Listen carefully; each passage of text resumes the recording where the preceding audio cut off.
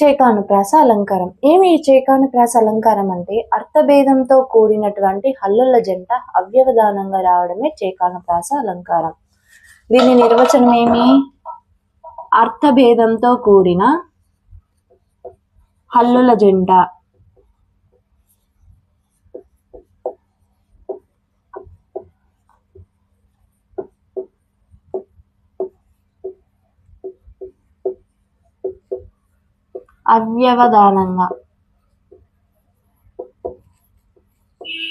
అవ్యవధానంగా రావడం.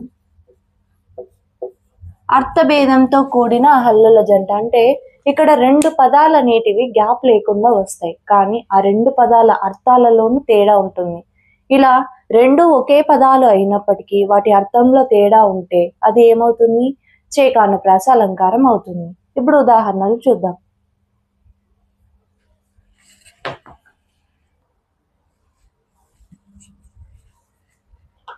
ఉదాహరణ, అనాథనాథ నీకు 100 వందనాలు. మనం ఇది చూసుకుందాం. ఉదాహరణ, అనాథనాథ నీకు 100 వందనాలు. ఇది చేకానుప్రాసమ అని ఎలా గుర్తించాలో చెప్తాను చూడండి. ఇక్కడ అనాథలో నాద అనేది ఉంది, ఇక్కడ నాద అనేది ఉంది. ఈ రెండు పదాలలో అర్థం వేరు, కానీ రెండు పక్క పక్కనే వచ్చాయి. అవ్యవధానం అంటే ఏమి? గ్యాప్ లేకుండా రావడం.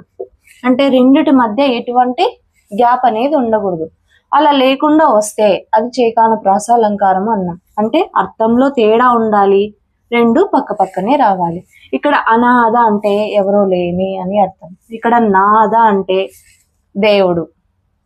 చూడండి, రెండిటికి తేడా ఉంది, కానీ రెండు పక్క పక్కనే వచ్చాయి. ఇంకా ఇక్కడ చూడండి, 100 వందనాలు. ఇక్కడ 100 అంటే 100 అని అర్థం, ఇక్కడ వందనాలు అంటే నమస్కారాలు అని అర్థం. రెండిటికి తేడా ఉంది చూడండి, ఇక్కడ 100 ఉంది, ఇక్కడ 100 ఉంది.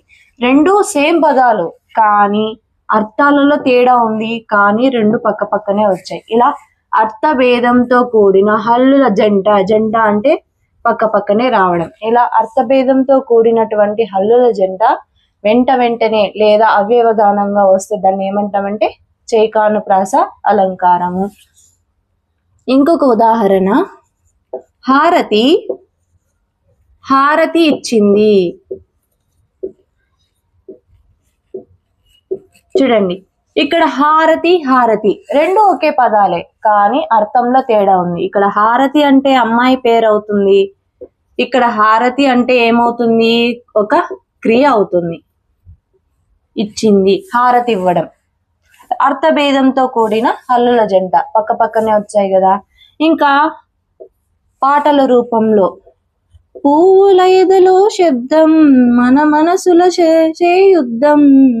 ఇందాక ఈ పాట చెప్పాను కదా, పువ్వుల ఎదలో శబ్దం మన మనసులు చేసే యుద్ధం.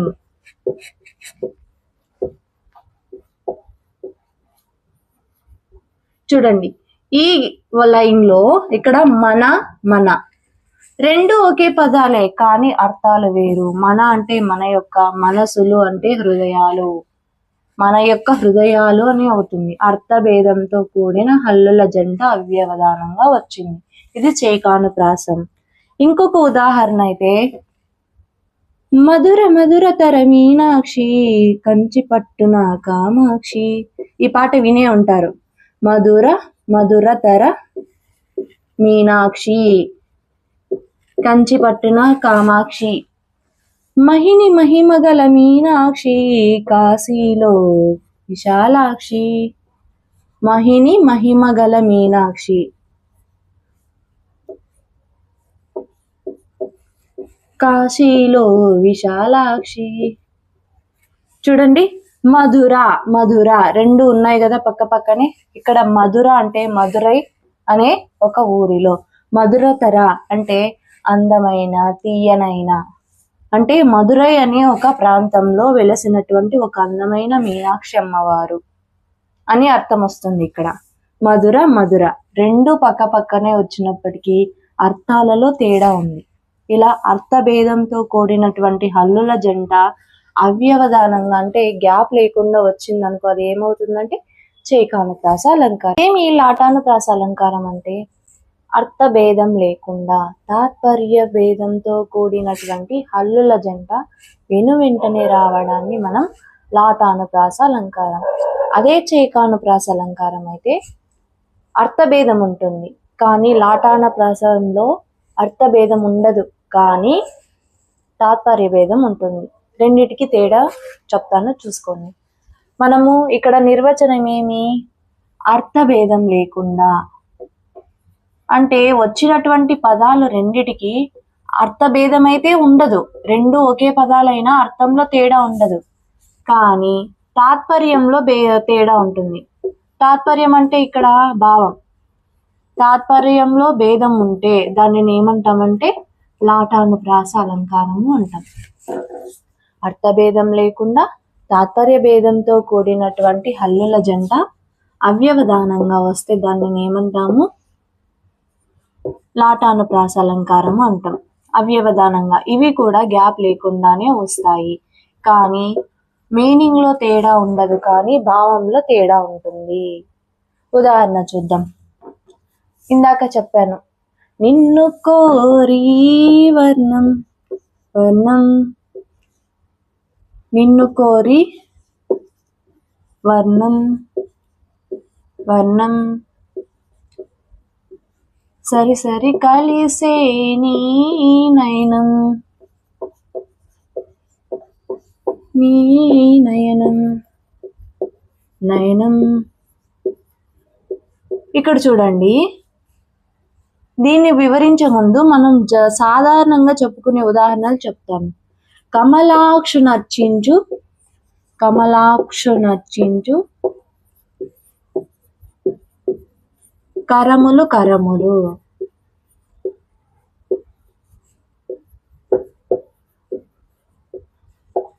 ఇంకొకటి శ్రీనాథుని వర్ణించు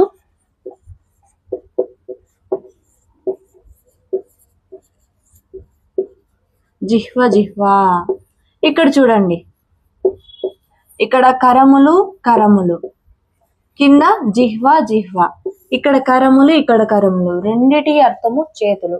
ఈ కరములు అన్నా కూడా చేతులే అర్థం. ఇక్కడ జిహ్వ అంటే నాలుక, ఇక్కడ జిహ్వ అన్నా కూడా నాలుక. అంటే కమలాక్షుణ్ణి అర్చించేటువంటి చేతులే చేతులు, నిజమైన చేతులు. అలాగే శ్రీనాథుని వర్ణించే జిహ్వ అంటే శ్రీనాథుని గొప్పగా పొగిడేటువంటి నాలుకే నిజమైన నాలుక అని అర్థం. ఇక్కడ అర్థంలో తేడా లేదు, రెండిటికి నాలుక అనే అర్థం, కానీ భావం చెప్పేటప్పుడు నాలుకే నిజమైన నాలుక అంటాం. ఇక్కడ కరములే చేతులే నిజమైన చేతులు అంటే అర్థభేదం లేకుండా తాత్పర్య భేదం ఉంటే వాటిని ఏమంటామంటే లాటానుప్రాసం అంటాం. సేమ్ పదాలే, సేమ్ మీనింగే, కానీ భావం వేరు. సేమ్ పదాలు సేమ్ మీనింగ్, కానీ భావం వేరు.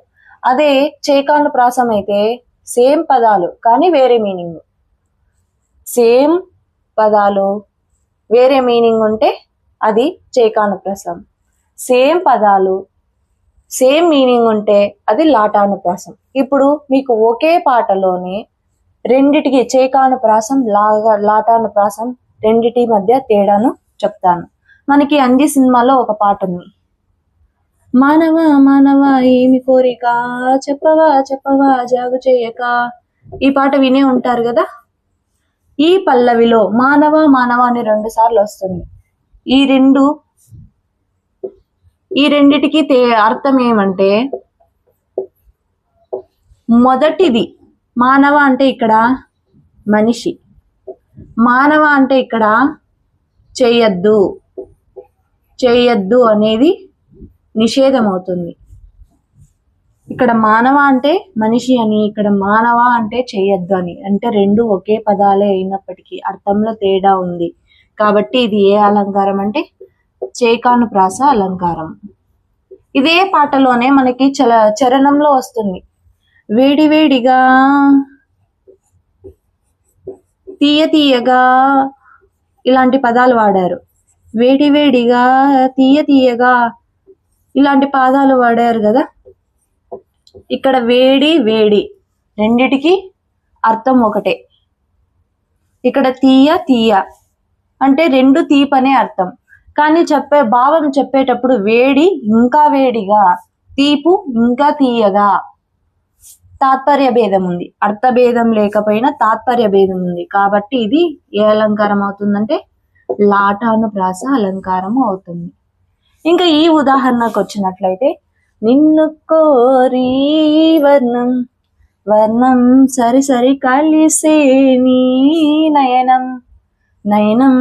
ఇక్కడ వర్ణము అంటే ఏమంటే ఒక సంగీత కీర్తన, కర్ణాటక సంగీత కీర్తన ఇది.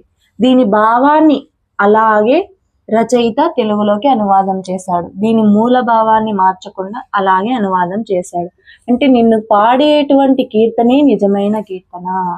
సరి సరి కలిసే నీ నయనం. సరి సరి అంటే నిన్ను చూసేటువంటి ఆ కళ్ళే నిజమైన కళ్ళు, నీ కళ్ళలేకి చూసేటువంటి కళ్ళే నిజమైన కళ్ళు. నయనం అంటే కళ్ళు, నయనం అంటే కళ్ళు. అర్థంలో తేడా లేదు కానీ తాత్పర్యంలో తేడా ఉంది కాబట్టి ఇది లాటానుప్రాస అలంకారం. చేకానుప్రాసకి లాటానుప్రాసకి ఇది తేడా.